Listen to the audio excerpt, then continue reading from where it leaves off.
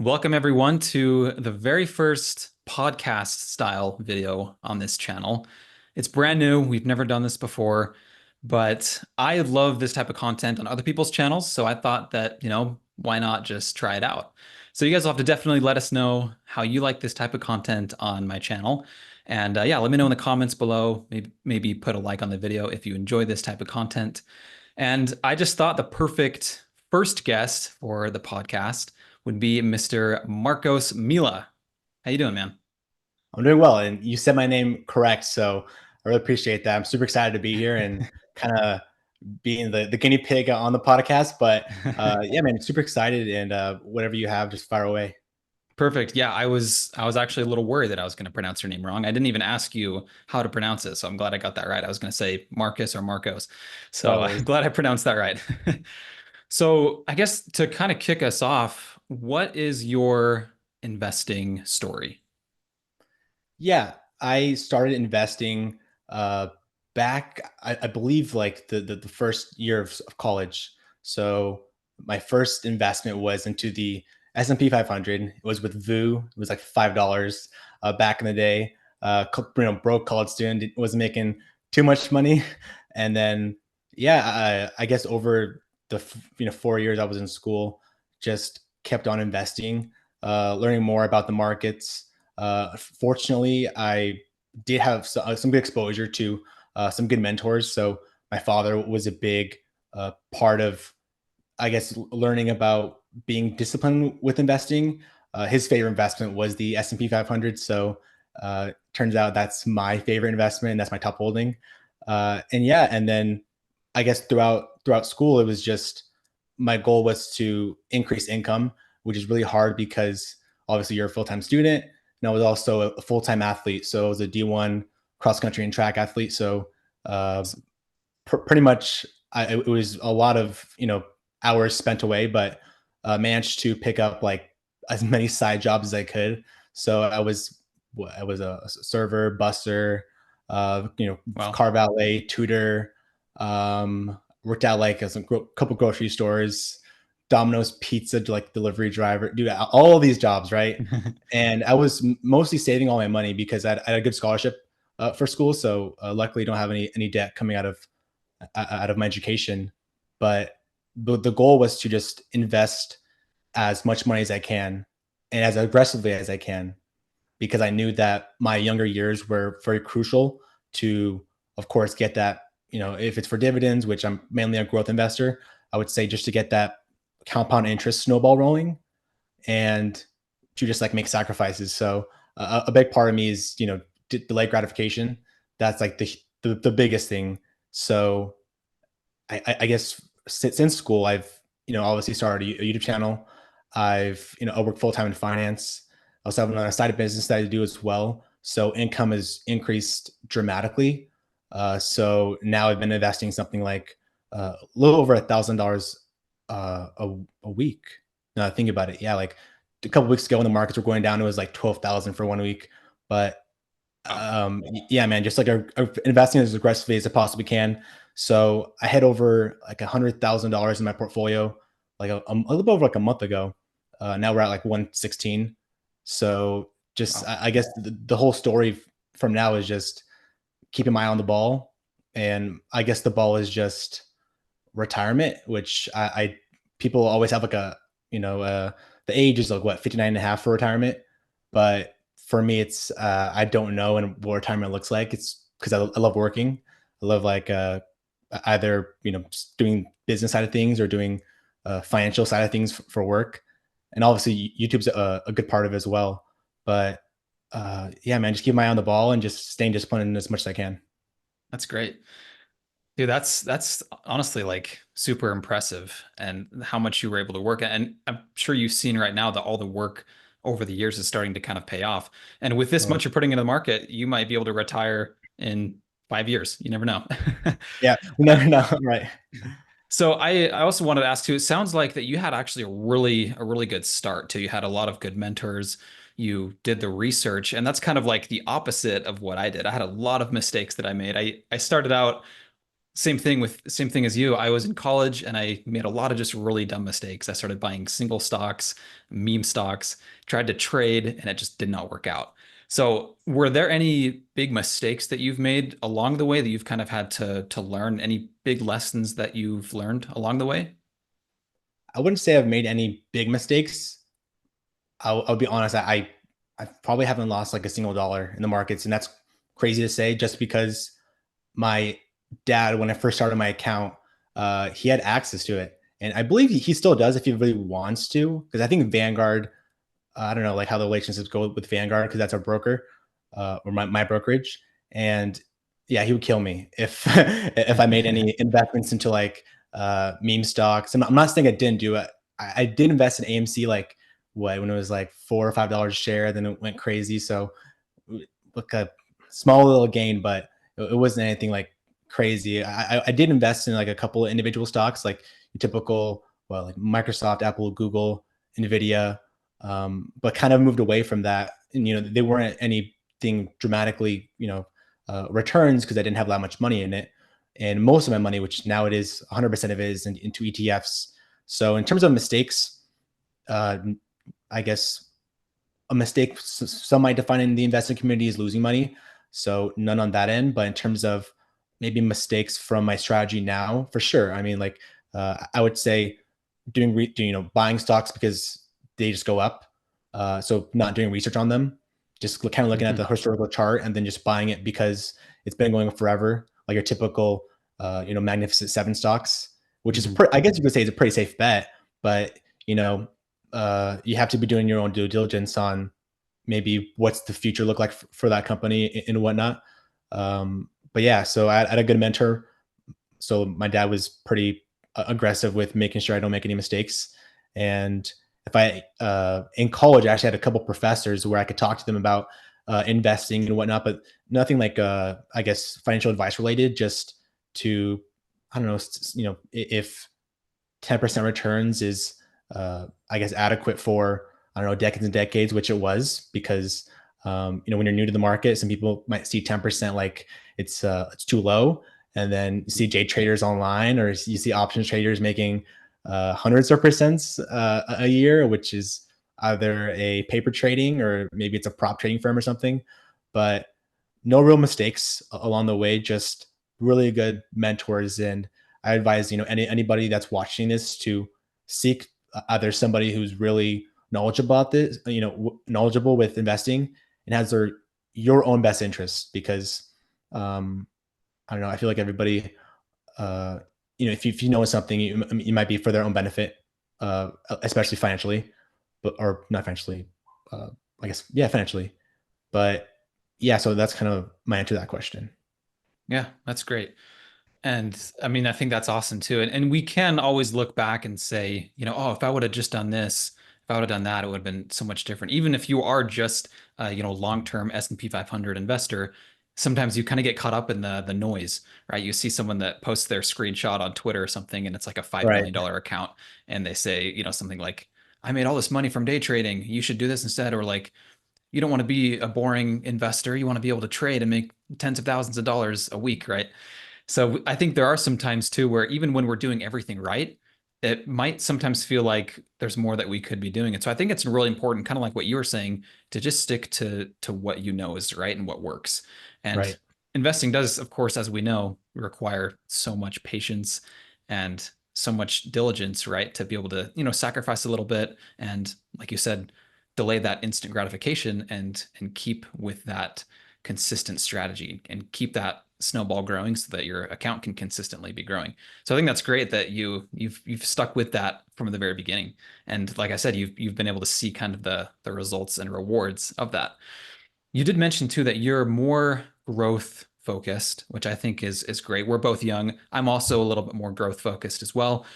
But there's always kind of like the debate of dividend investing versus growth investing. Some people will say, if you want to start the dividend snowball, it's good to start young, right? And reinvest those dividends, do a drip plan, all that, which I think is great too. So when it comes to dividend investing versus growth investing, why are you more of a growth focused investor? And what would you say to that whole kind of dividend investing versus growth investing debate. Totally.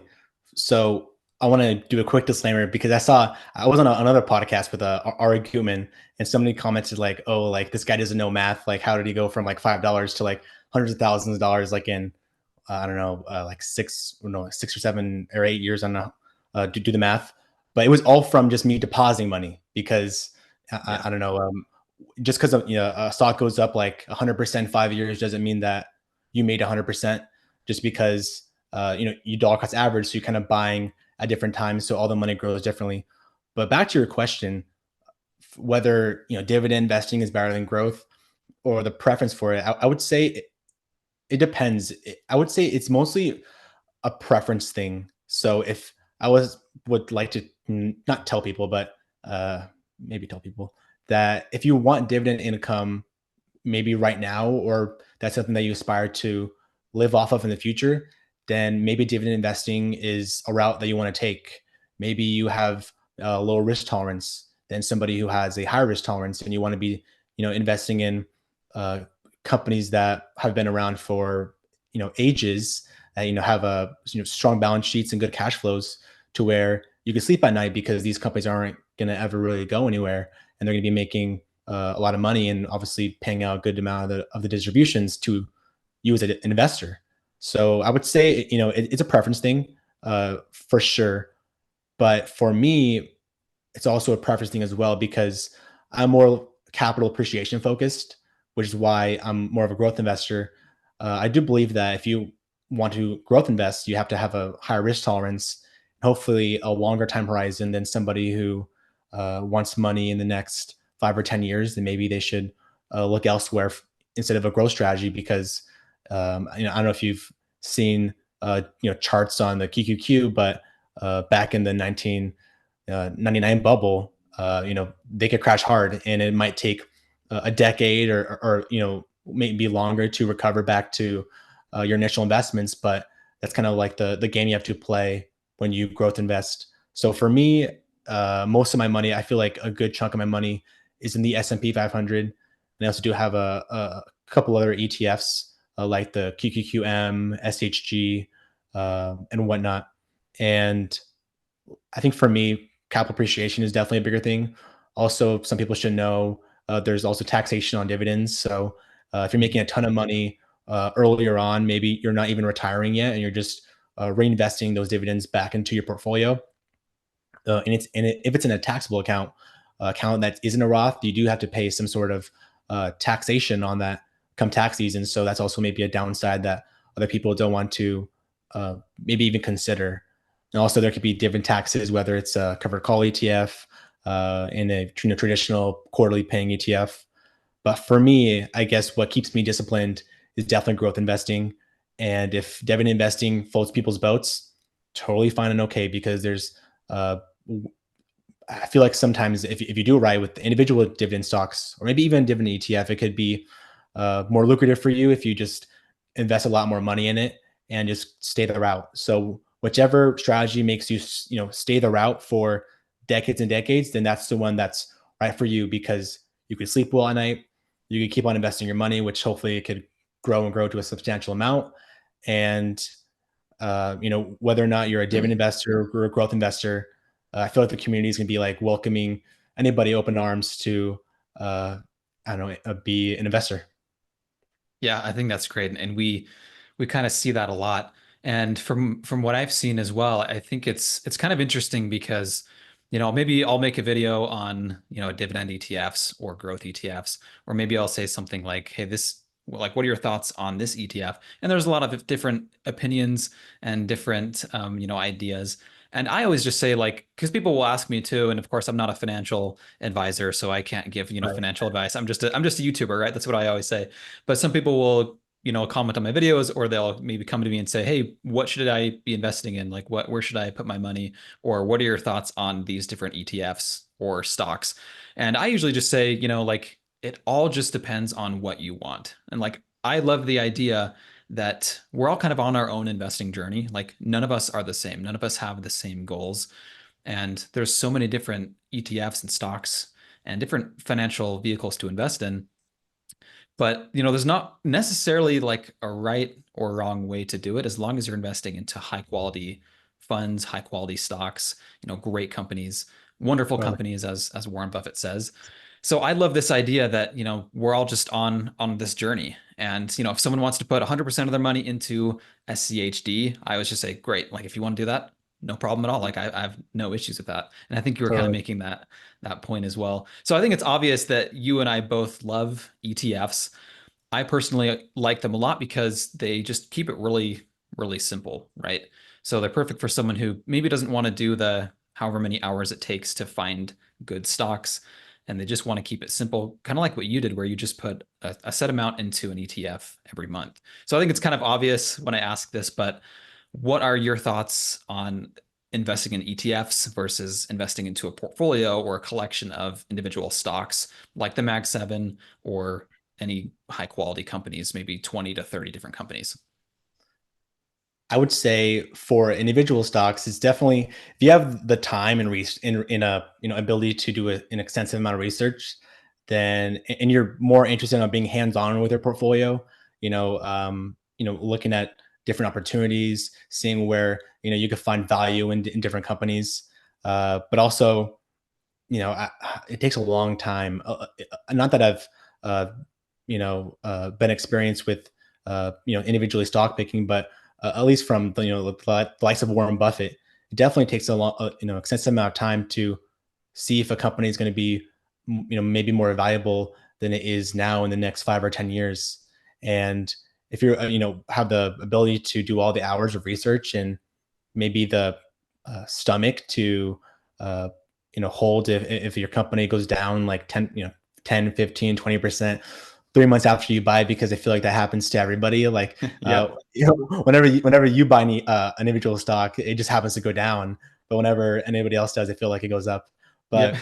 But uh, I know that there's a study or some sort of articles that have been saying that anything over, I believe it's like 25 or 30 individual stocks, like the next individual stock that you choose doesn't provide that much more diversification than after that 25 to 30 amount. So I feel like some people could overkill it with the holdings, especially if you have like only a couple $100 to invest a month. So, and if you have like so many holdings, you're only investing like a few bucks into them every single month and whatnot. So I would feel like a good sweet spot for individual portfolio is anywhere like 20 to 30, or maybe even if you're more concentrated, because I know a lot of the super investors have been able to outperform the market by having such concentrated bets, which does raise like the risk tolerance and of course the expertise into doing all the research.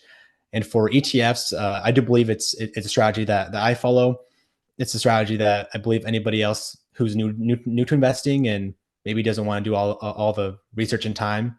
You have a fund manager technically doing all the research for you. And you're just paying that hopefully a super small expense ratio, because expense ratios have gone dramatically down over the past couple of decades. And the thing I like about an ETF is it does trade like an individual stock. So it does, some of these ETFs do go up more than some individual stocks.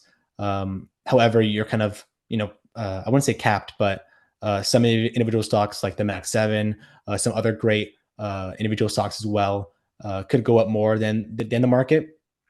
That's because you're just placing that, I guess, concentrated bet on that individual stock. But I guess just to sum it all up, why I love ETFs is because most of them, if you're not in a specific sector ETF, you're in like a broader market, like a dividend fund, growth ETF, broad market ETF, you get instant diversification.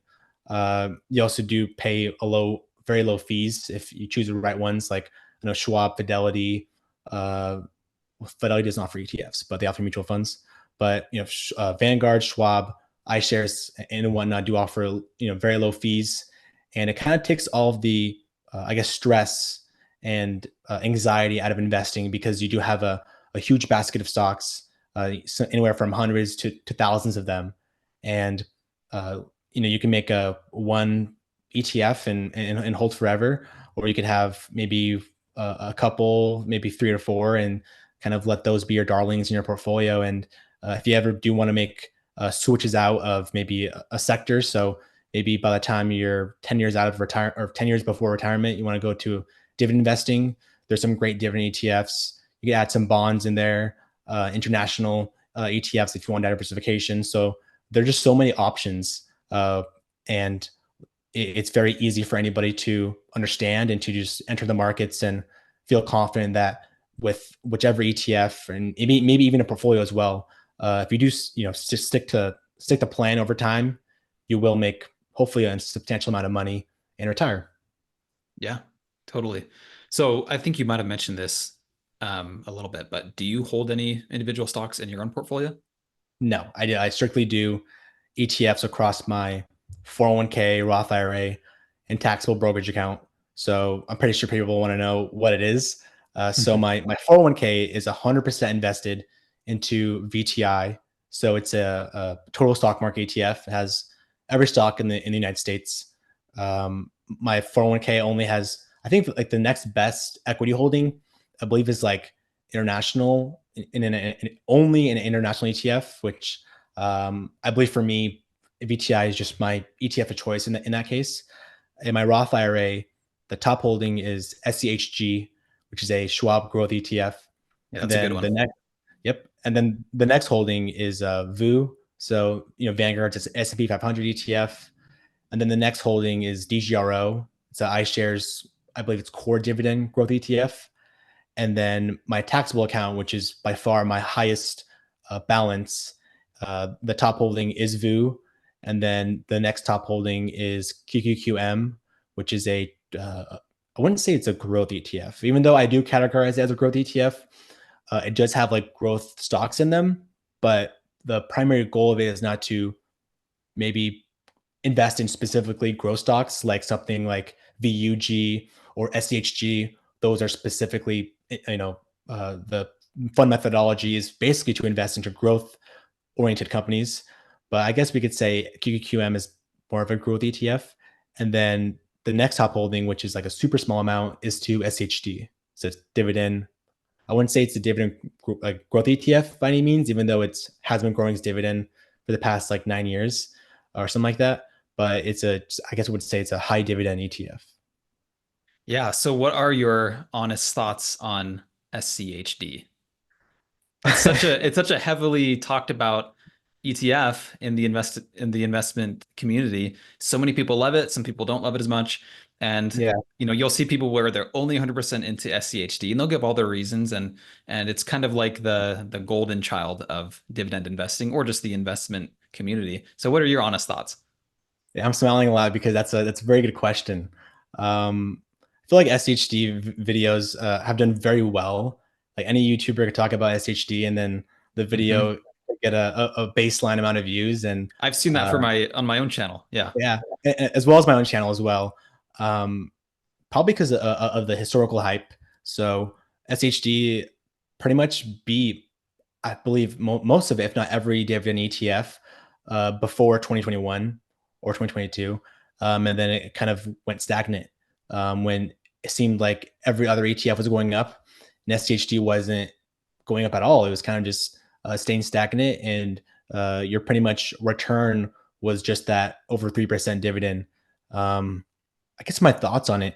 I think it's a great ETF if you want a diverse basket of value-oriented companies that isn't correlated with the S&P 500. Because if you look at a fund overlap website, I believe it's like etfrc.com, you could compare two ETFs, and if you look at VOO and SHD, I believe it's anywhere around like 1 to 5% fund overlap. Mhm. So you are, I wouldn't say I guess you could say diversifying a little bit more, but you're pretty much weighing your portfolio more into those sectors that aren't correlated with the S&P 500. So with something like the S&P 500, you're getting mostly tech stocks, and I believe the next couple highest sectors are perhaps I believe it's financials and consumer discretionary. Correct me if I'm wrong, but with SHD you are getting a higher portion to financials, healthcare, industrials and whatnot, which are uh, holdings that I believe in. I believe is going to be holdings that are going to be not only less correlated with the market, but also could maybe not dance around up and down like tech stocks. If you do want to go 100% to it, I think it's totally fine if that's just your preference. Like I said, kind of what we were talking about before. If you're a dividend investor, then maybe 100% SHD is better than you picking 20 individual dividend stocks and just kind of rolling the dice with them. Um, but yeah, SHD is such an interesting topic. It's been seeing a recent resurgence in the past 3 months. We've seen like a good rotation back from tech, which has been carrying the market for decades, to some of those more value oriented companies. And also small caps have been doing not so well in the past couple of years, but they've seen small resurgence as well. So we may see a flip from tech stocks, which is pretty much what's boosted every ETF that isn't dividend focused, to some of those value oriented companies. But if you are, have a long time horizon and you love dividend investing and you want exposure to some of the, I guess, more high quality dividend stocks, and perhaps you want a dividend yield over 3%, then maybe SHG is something that you should do more research into and to consider. But personally, I don't believe anybody should go 100% to SHD, just because there's some other great funds out there that are dividend focused that do have some of the more of those sectors that people seek, like technology, which is, I believe it's DIVB, DGRO, and I guess you could say JEPQ, but JEPQ is more of like a covered call ETF where if you want high dividends, you kind of like look towards that. But the cool thing about ETFs again is there's ETFs that have different weightings. So maybe SHD is a little bit less aggressive because I believe the beta is about like 0.83 or around there. So it's going to be a little bit less risky than going with a 1-for-1 on the beta, which is basically the S&P 500. So, there's a lot to unpack there, but yeah, I feel like SHG investors would kill me if I say it's not a good ETF, but I do invest in it. And yeah, it's crazy, man. Like, if I feel like I don't know about on your channel, but if you maybe talk wrong about an ETF, or maybe you say like, hey, like this ETF is great, but not so great for X people. Some people could take it the wrong way. Yeah, you get attacked. They come at you like a mob. Totally. But yeah, man, I think the conclusion to this is we're all here for the same goal, which is to, ultimately retirement. Maybe it's to live off of dividends. Maybe it's to, buy that house or buy that dream life in the future. And as long as it's not, a low quality ETF, or maybe taking a risky plays with something like meme stocks you're talking about. Maybe you're going more into bonds and fixed income because you're just afraid of the markets, and you're fearful what the markets are going to look like the next year, recession, fears and whatnot. Whichever ETF, I don't care if it's SHD, I don't care if it's VOO, VGT, XLK, JEPQ, or whatever. Well, I do care if it's the Yield Max ETF because I don't like those. But if you stay disciplined and you just invest your money for the long term, then hopefully we could all be happy and kind of root for each other along the way, no matter what ETF we hold. Because go on Reddit and you say SHG is the best ETF, there's gonna be people that love you for saying that, and there's people that are gonna totally hate you for saying that. But yeah, I think that's kind of my conclusion to that. Yeah, I don't know if I even want to open up the Yield Max Fund can of worms here. So I don't even know if we should get into that or not. There's always a lot of controversy on those high yielding ETFs, of course. And if you want to talk about those, we can.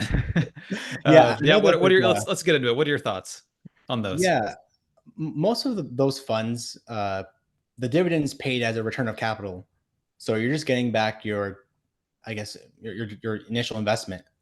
Not all of it is return on capital, but most of it is. If you're just paying like a 70%, geez, yeah, I think I haven't seen the yields yet, or Yeah, like some of them are 50, 60, 70%. yeah, I think I've seen yeah, some in the hundreds even. yeah, yeah, it's crazy. For me, I guess if you want to chase like a yield that's around maybe like 6 to 9, maybe cover call ETFs like JEPB, JEPQ, and whatnot might be, I guess, a more viable investment, because essentially with the cover call ETFs, you're I guess, owning individual stocks, and then or the fund is, and then they're just writing or just selling call options on those stocks, and then the premium is basically distributed back to investors.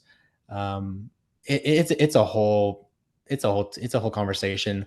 I know a couple chartered financial analysts, that so CFA, I guess investors that are not only on YouTube but in the industry, and it's quite a deep topic, and not even they like recommend anybody, I guess, go into it. So especially when you get at the end of the year, you're going to get your dividend tax form. Well, it's going to be just the whole taxes that you get from a broker, and even on there it'll say like which dividends are return of capital and which dividends are going to be like actually from distributions from companies. So it's a whole topic. Like I'm certainly not an expert on it because I don't even talk about it on my channel, nor do I even invest in it. But I'm pretty sure, because I'm gonna do like a little plug. I don't know if you've seen this guy's channel. His name's Strongman Personal Finance. Yeah, So he's a funny one. He gets really into it. He gets really yeah, aggressive. yeah. But So anyway, he breaks it down more. So if you guys want to like learn more about yield max ETFs, definitely check out his channel. he's That entertaining for sure. for sure. But I think we gotta move on to the next question from that topic. Sure, no problem. So yeah, just kind of getting into like your own, specific personal finance goals. Is there any specific number that you're hoping to achieve to where, once you hit that number, you're completely, you feel completely financially free? That's a good question. I think so. The goal this year was 100,000 in the portfolio, and I didn't expect it to hit it so early. Um, I guess a combination of the growth in the market plus growth in income has been doing pretty well. So every year I try to set like some sort of financial goal. I guess the next goal is maybe the millionaire portfolio, um, which I think before 35 would be a good number for me, as long as I continue to invest a high amount of money, but also you're kind of relying on the market going up at that 10% average, rate, including a dividend. So things could happen along the way. I also do plan on getting my MBA when I'm around like 23 right now. So maybe when I'm like 26, 27, go to get my MBA. So for 2 years, I'm not making any money, unless I quit YouTube or quit my other side business, which I don't plan on doing that. So in terms of like a number that will be like financially set, I think like 15 million is a good number. And why I say that? There's a lot of like I don't know if you watch Caleb Hammer, but he's a own character of his own. But 15 million is a good number for him, and at least for me, if we're taking into account inflation every year, if we're taking into account maybe my personal withdrawal rate is going to be significantly more than the average individual. If we're looking at like an average salary, at least in the United States, around like, geez, I'm not gonna, I don't even know the number. I would say it's around like what, like 50 to 60,000 for maybe average like household income. Um, and for me, I want to withdraw more money and I guess live a certain um, way than maybe other people in retirement. So maybe 15 is a good number for me. And I guess how I'm going to get there is hopefully just keep on discipline with my portfolio. But the biggest thing is to just increase income. So Mhm. uh, if you're going to be working at different types of maybe sectors of the job market that don't pay well, then maybe you should, get a certification or go back to school the right way onto a lot of debt, but go into those industries that do pay you well and pay way above the household income, so you could just invest aggressively. But like I said before, I don't even know if I'm gonna be satisfied with not like a certain number, but with working, because I feel like I just love um, working and doing things and being hands on with a lot of things and creating value in the marketplace. So it just depends. Um, Yeah. Definitely want to have a nice house, and I'm a big car guy, so uh, probably like a Lambo or an M4 would be kind of cool. I was Uh, gonna say, well, I am as well. So after this, we'll have to talk cars. yeah, totally. Yeah, we just had Um, like a big mansion like car me, because I know quite a bit of people. But yeah, everybody's number is going to be different, whether it's like 1 million, 2 million, 5 million, 10 million, you know, millions and millions of dollars. And if you have a set plan to get there and you can be realistic with your goals and live frugally, then I feel like then there's a higher likelihood of you achieving that goal. Yeah, I think that's a really great point. I think also, or I guess in addition to that, what you were saying is one of the most important things about investing, the number one key, I think, to be able to become financially free and to build that generational wealth that we desire, one of the most important things is just being able to keep it consistent, right? Being able to put 100, 200, $1,000 a month into the market. That's what's going to be the superpower that's going to get you to those numbers, to get you to whatever number you feel like is your financially free number. It's just having that income to be able to put into the market. And I've been working for a couple of years now full time. And yeah, it's hard as it can be sometimes. Like we all have bills, with inflation and with how much things cost, it is hard to save and invest. But that really is, like you were saying, that's going to be the superpower. If you could just keep a full-time job or keep income coming in every month and then investing however much you're able to, that's what's going to make the big difference. And there might be times where, maybe you lose a job or maybe, something happens, life happens, maybe there's big medical bills you have to pay for and you can't invest for a couple months. Like that's totally fine too, as long as you're not giving up and you're Right. keeping it as consistent as possible. That to me is probably the number one thing that's going to get you to those financial goals. So that kind of, I guess, leads me to the last question that I have for you today. And that is, it's kind of a loaded question, but very hypothetical as well. But if someone came up to you and said, "Hey, Marcos, I want to be able to build generational wealth in the stock market, but I have no idea how to do that," what would you tell them? I would just tell them to look into a broad market ETF either VOO or VTI or VT. I think those are like the pretty much the three best ones. And SPLG, it's like a cheaper version of VOO by like 0.01% expense ratio.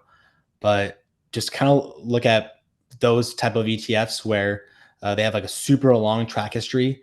Um, I guess for me, I'm kind of biased towards the S&P 500, and I do know that just because of its super strong returns since like 1957 of averaging that 10 point, I think now it's like 10.7% with the dividend reinvested, and just kind of just sticking the like playing the long game and just continuing to put money in your portfolio, whether you go with the S&P 500 route, whether you go into your dividend investing route or whatnot. If I told my kids down the line, like, what's the first thing you're going to put it in? It's probably going to be the S&P 500 because that's what my dad told me, and that's what my grandfather told my dad. So definitely probably just going to continue that whole legacy, and to just pretty much be a sponge and uh, you know find good mentors. And as long as you can increase your value in the marketplace, always tell people that that's how you're going to make the most amount of money, and always solve problems for people. So because the biggest thing I get sometimes in my comments is like, how do you invest like all that money every week or whatnot, and like what do you do for work? And I always tell people there's 24 hours in a day. Like my regular job is 8 hours.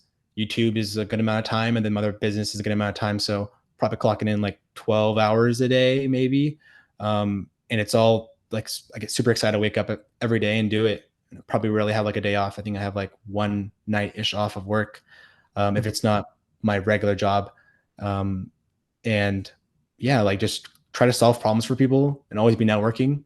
So at least for me, when I'm always out and about, I try to uh, be presentable because I never know who I'm going to meet.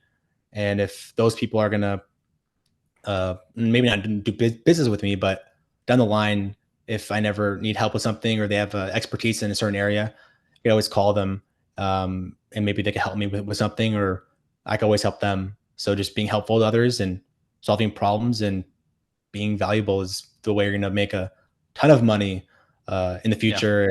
And ton of money is going to be different to people. Um, whether you want like six figures or multiple six figures and whatnot, but just work hard and try to create as much value as you can. That's great. I love that. Yeah. Being able to network is super powerful and being able to ask the right questions to the right people. I love just having conversations like this and talking to people that, maybe have different ideas and maybe might have an edge in some way to whether it be, doing well in the stock market, doing well at your job, or just, doing well in life in general. So, and I was thinking too, you mentioned that, your dad kind of gave you some advice. His dad gave him advice about the S&P 500 and investing. And I just thought, well, you could do easily if, your kids come to you and say, "Hey, how do I invest?" Just say, "Hey, watch my YouTube channel." Watch my Totally. YouTube videos. That's all you got to do. They'll be there forever, right? Yeah. I haven't thought about that, but yeah, that'll definitely be a route I'll go down. I don't know how many videos I'm gonna have out until maybe kind of gotta call it quits. But I think I'm only at like 83 videos total. But Oh. I don't know, like geez, uh, we'll see how long I guess that whole journey goes. But yeah, man, just definitely. I guess a good way to learn is I would tell people books. So there's some great books. I'm looking at one right now because I have it on my stand. Um, but there's a lot of books and knowledge. If you go out to seek information, you'll find the answer. It's kind of like, I guess, with school. If you have a problem, there's always a solution if you just really go deep into the book, or if you just do simple Google search, and you'll always find the answer somewhere, at least online or maybe in front of you.